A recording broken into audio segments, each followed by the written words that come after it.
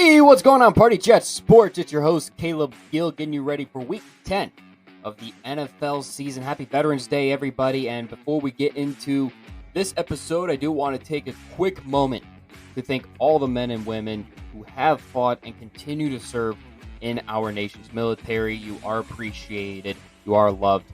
And don't just think of Veteran Today. Do think of Veteran Today, of course, if you are able. But think one every day. They do appreciate it. My dad was in the Army for 10 and a half years, and just growing up around the military lifestyle, being an Army brat myself, I can understand what just saying thank you to a veteran does mean to them. So do make sure, if you do see a veteran today, tell them thank you for their service, because we do not want them to think that they are forgotten.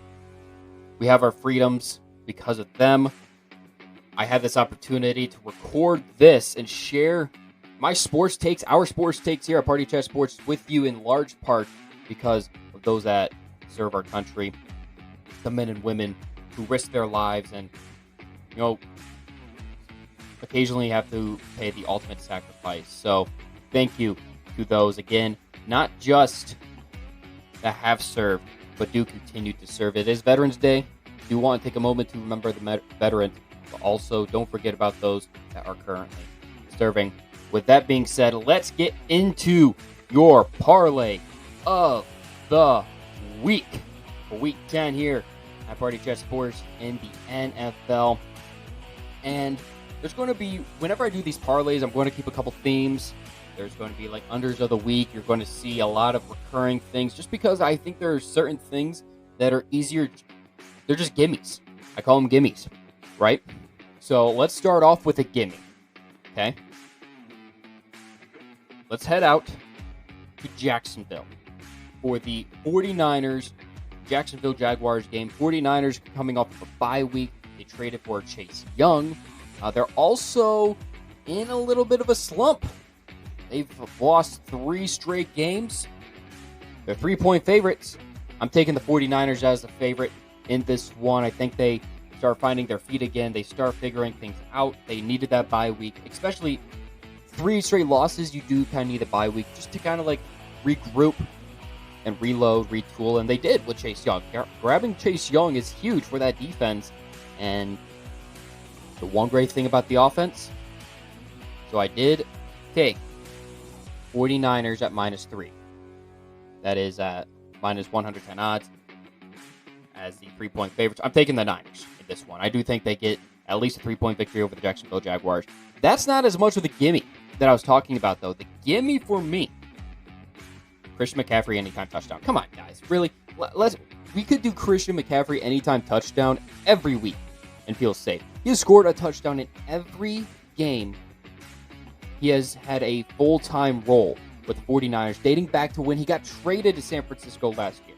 He's got a rushing or receiving touchdown in every game. The only game he doesn't have a rushing touchdown, he has a receiving touchdown against the Browns this year. So he is getting touchdowns every single week. You have that seems like a surefire bet. Christian McCaffrey, anytime touchdown, -210. Give me that easy money. Next one. See, I think this game is possibly where this bet might hit the fan, where things could potentially go wrong for our Week 10 bet. And that's the Packers and Steelers game. I'm putting a lot of faith in the Steelers. I'm putting a lot of faith into Kenny Pickett this week. Dylan, please don't let me down. The parlay needs it. It's going to be a big parlay. I'm giving you that heads up right now. This is I believe an 8 or 9 leg parlay I have wrapped up for that I'm doing for this week. So there's a lot of legs here. The Steelers game could be the leg that, if that one, that's the one that could get cut off from right underneath the bus. Let's start with, I think the Steelers do cover at -3. Steelers are the better team. They should be able to take care of business against the Packers. Packers are not good. Steelers, they have tools offensively to do enough to beat the Packers. And then defensively for the Steelers, they're just their defense should be able to swallow Jordan Love whole, essentially. This is kind of where I think I could lose. I'm going risky. Give me Kenny Pickett over 1.5 passing touchdowns. Yes, you heard that right. I'm taking Kenny Pickett to throw at least 2 passing touchdowns. Here's the thing. He doesn't do that like ever. He's done it once this season. Once. And that was against the Raiders in week 3. I don't think he's ever done it. I think the Raiders game, I was looking back at his stats from last year. I didn't see any games where he threw for more than 2, where he threw for 2 touchdowns or more. But he should have had 2 touchdowns last week against the Titans. I don't trust the Packers defense. I mean, the Packers defense is definitely the better part of their team. But I think with Deontay Johnson back in the fold, they'll probably try getting George Pickens a little bit more involved after how frustrated he was after the Titans game last week. Give me the riskiest bet, the riskiest leg in this parlay. Kenny Pickett over 1.5 passing touchdowns. I know I'm going to get a lot of shots from this one from the group. Drew's going to definitely have a few things to say. Cam probably will have a few things to say. Dylan, I really hope this does not come back to bite me in the ass. So give me, in the Steelers game, Steelers -3 point favorites. And then give me Kenny Pickett over 1.5 passing touchdowns. That's one you should probably never bet. I had never said I was a smart man. But I'm willing to get a little risky here with this one. This next one, I have to do a Jets one, right? I have to do a Jets one. Every week, I'm going to do something Jets. It's just the nature of the business, almost. So I got 3 legs here in this Jets parlay. They're going to play the Raiders on Sunday Night Football. It's going to be in Vegas.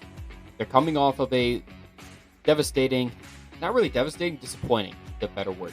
Disappointing loss, 27-6 against the Chargers. They were on a 3 or 4 game win streak prior to that. They had not lost in the month of October. Yeah, they had not lost in the month of October. They started November off with a loss. I do think they win. Let's get to that one, though, in a second. I think they have a chance to win. But first, this game is not going to be very high scoring. The Jets, last game, 31. No, my math is off. 33 total points between the Chargers and the Jets. And a 27-6 loss. The Jets don't score a lot of points offensively. The Raiders' offense is not that great. Outside of Devontae Adams, now maybe getting rid of Josh McDaniels maybe turned the tide a little bit. I think some of that was, one, they're playing the Giants. Bad team. 2,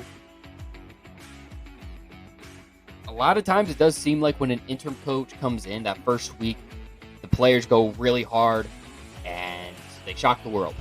And then they start coming back down to earth. Because there is a lot of times where it's just more that the head coach is definitely a problem. Josh McDaniels was the biggest problem Vegas had. But it's not the only issue Vegas had. I don't care who's starting at quarterback for the Raiders. The Jets' defense is too damn good. Let's see. Let me go over these numbers. There's only been 4 times this season the Jets have given up 21 points or more. Last week against the Chargers, they gave up 27. They gave up 21 to the Broncos. And that was a win for the Jets. 23 to the Chiefs on Sunday Night Football. So the last Sunday Night Football game, they only gave up 23 to the Chiefs. And then they gave up 30 to the Cowboys. Cowboys being that worst loss that the Jets have this season. Back in week 2, I'm sure Drew loves and appreciates that. But I don't think this is very high scoring. I don't think a lot of points are going to be scored. I think this is like a 13-10, 17-13 type game. Yeah. 36.5 is where the line's at. That's the over-under on this one. I'm taking the under. This is your under of the week, folks. 36.5. Yeah, that's low. But again, I don't see a lot of points being scored in this one on Sunday Night Football. I'd love for a lot of points to be scored. I'd love for the Jets offense to look like a legitimate NFL offense for the second time this season. Now, the only time they did was like 2 quarters in that Sunday Night Football loss to the Kansas City Chiefs. 36.5. I think that's fair. Take the under. in any of your bets, any of your parlays this week. If you follow this parlay, if you use this one, or if you build your own, definitely take 36.5, the under there for Jets Raiders Sunday Night Football. I will say there will be at least one touchdown scored by the Jets. That's going to be Breece Hall. Breece Hall has been a dog. He is the best. Him and Garrett Wilson are the two best offensive players that the Jets have. Hands down. Everyone else sucks. When Breece Hall is rolling, that's when the Jets offense is at its best.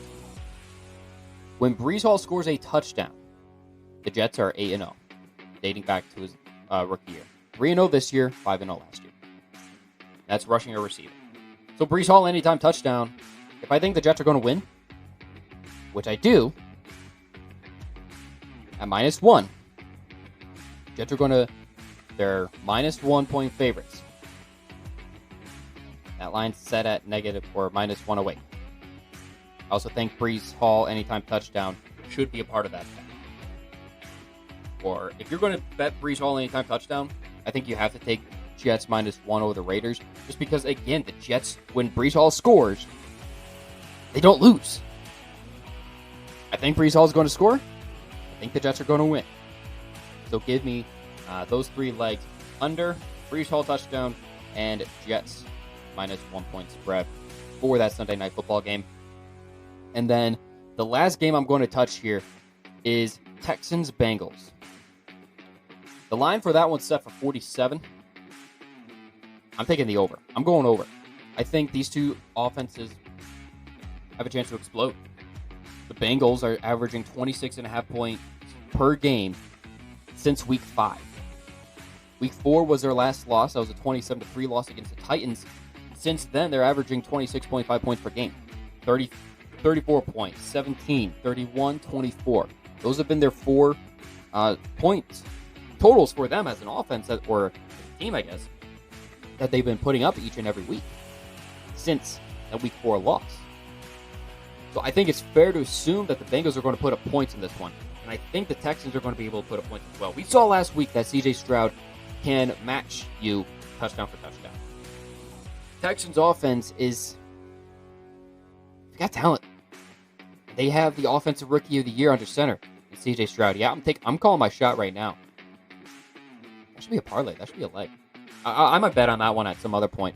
But I do think C.J. Stroud's the offensive rookie of the year, and he's going to continue to show why he's the offensive rookie of the year against the Bengals. I don't know if he gets the win. I do think the Bengals come away with a win, but it should be a shootout similar to that Buccaneers game for the Texans last week. What was that, 39-36? This could be a similar outcome. 47 is a fair line. I definitely think the over at -110 is what I'm touching if I'm going to touch this Texans and Bengals game, and I am. So give me this game over 47 points. So that brings us to a grand total of plus 98.60 for your parlay of the week, meaning my $10 wager will net me a grand total of $996.04. This should be huge. This could be a big week. I'm woohoo! I think this is it. I think this is the week that we finally get a parlay to hit. That's why I'm cooking up this week here. A plus 98.60 parlay. I use FanDuel. That's where I got all my odds for my bets. You can place your bets wherever you feel comfortable placing your bets. We all use different platforms here at Party Chat Sports. FanDuel is just what I use. And FanDuel, that bet through FanDuel, potentially yield me about $1,000 in winnings. Wish me luck. Hopefully everything hits. And make sure you stay tuned on the feed at Party Chat Sports. Make sure you're staying up to date. I do apologize for not getting out the Monday morning drive earlier this week, or a preview of Week 10. I do plan on getting back onto that train and starting to get back into the swing of things for myself, as we all here at Party Chat Sports are trying to continue pushing content out there. Make sure you're following at Party Chat Sports on Twitter, X, YouTube, of course, and then on TikTok. Hopefully we'll get another TikTok or two up on the feed here in the near future. But until then, thank you for watching our parlay of the week. Make sure you continue watching parlays of the weeks. Try getting them out every Saturday at least. Happy betting.